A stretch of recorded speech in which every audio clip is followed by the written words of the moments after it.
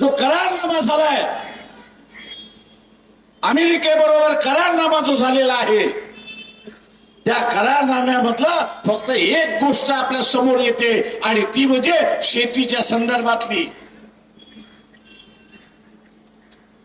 करारनामा फक्त असताना शेतीच्या संदर्भातला झालेला नाही, तर त्याच्यामध्ये असं म्हटलेलं आहे, त्या करारनाम्याचं म्हटलेलं आहे, अमेरिकेची जी चिंता असेल, अमेरिकेचं जे परराष्ट्र धोरण असेल,